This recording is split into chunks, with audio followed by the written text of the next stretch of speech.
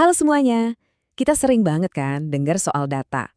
Tapi pernah nggak sih kita berhenti sejenak dan berpikir kalau data itu sebenarnya bisa jadi aset paling berharga buat sebuah perusahaan?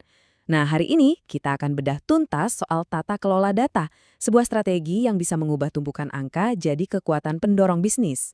Coba deh bayangin angka ini, 42%. Segitu tuh pertumbuhan jumlah data digital di dunia setiap tahunnya. Gila kan? Itu artinya kita semua setiap hari menciptakan lautan informasi baru. Ini jelas peluang yang luar biasa besar, tapi sekaligus tantangan.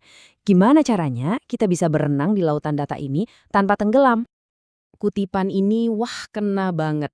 Gini deh analoginya. Bayangin kamu dikasih sebuah laporan penting. Tapi kamu sama sekali nggak tahu datanya itu datang dari mana atau gimana cara ngolahnya. Kira-kira kamu berani nggak percaya sama laporan itu? Pasti enggak kan? Nah, inilah inti dari yang namanya silsilah data. Melacak jejak data dari sumbernya sampai ke tangan kita, biar kita bisa yakin sama kebenarannya. Masih ingat kan sama skandal Cambridge Analytica? Jutaan data pengguna Facebook disalahgunakan gitu aja untuk kepentingan politik. Akibatnya, wah ngeri. Denda miliaran dolar, kepercayaan publik langsung anjlok, dan reputasi yang dibangun bertahun-tahun hancur seketika. Ini contoh nyata betapa berbahayanya kalau tata kelola data dianggap remeh. Oke, udah siap buat menyelam lebih dalam? Ini dia peta jalan kita hari ini. Kita bakal mulai dari pertanyaan kenapa, lanjut ke apa dan gimana caranya, dan di akhir kita bakal intip sedikit masa depan tata kelola data. Yuk, langsung mulai aja. Jadi, apa sih tujuan akhirnya? Coba bayangin data kamu tuh kayak tambang emas raksasa. Kalau nggak punya peta dan peralatan yang pas, ya kamu cuma bakal nemu batu kerikil. Nah, tata kelola data inilah peta dan peralatannya. Alat yang ngebantu kamu menemukan dan menggali emas dari tumpukan data yang kelihatannya berantakan.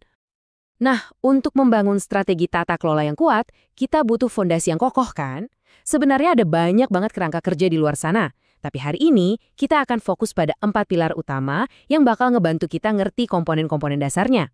Yuk, kita bedah satu persatu. Terus apa sih sebenarnya tata kelola data itu? Gampangnya gini, ini tuh semacam aturan main buat data kita.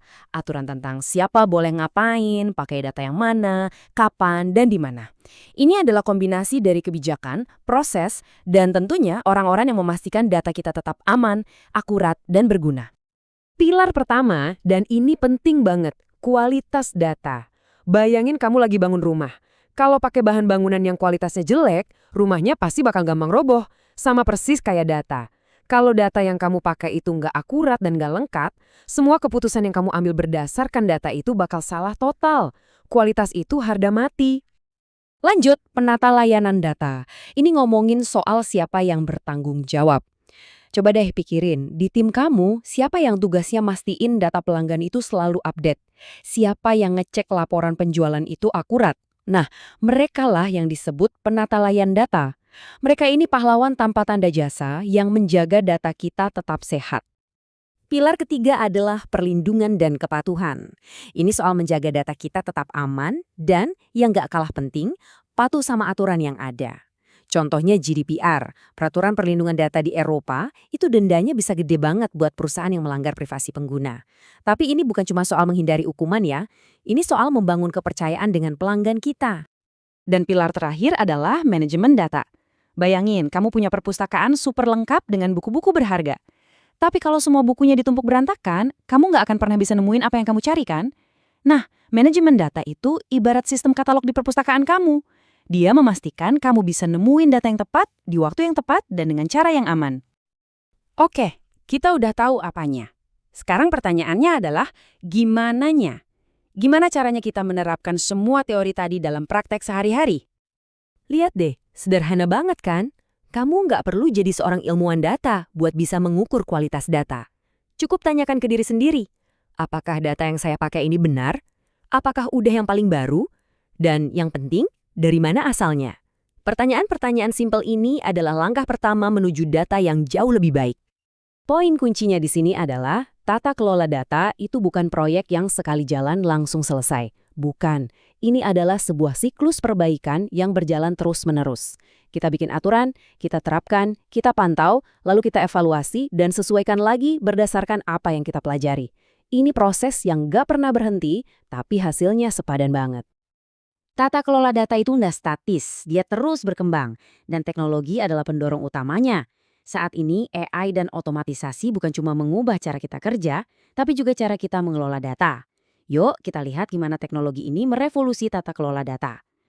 Pergeseran ini benar-benar luar biasa.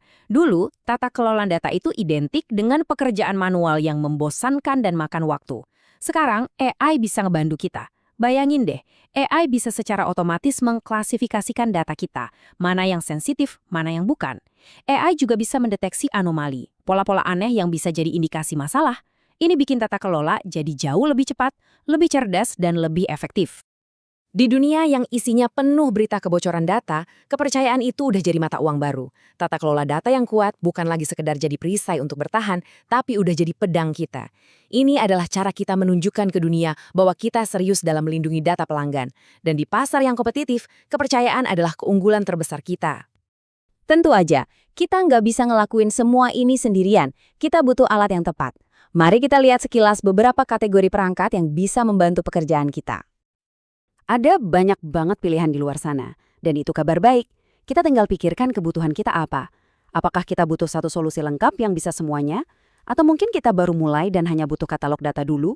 Atau mungkin kita punya masalah yang lebih spesifik, seperti privasi atau kualitas data? Tenang, ada alat untuk setiap kebutuhan. Wah, kita udah bahas banyak banget hari ini. Dari mulai pilar, proses, sampai platform. Tapi ada satu hal lagi, sesuatu yang lebih dalam, lebih fundamental dari semua itu. Pada akhirnya, tata kelola data itu bukan cuma soal aturan dan teknologi. Ini soal etika.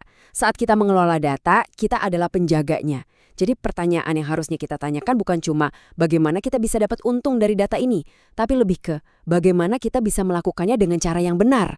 Apa tanggung jawab kita terhadap orang-orang di balik data itu? Nah, pertanyaan itulah yang akan menentukan masa depan kita semua.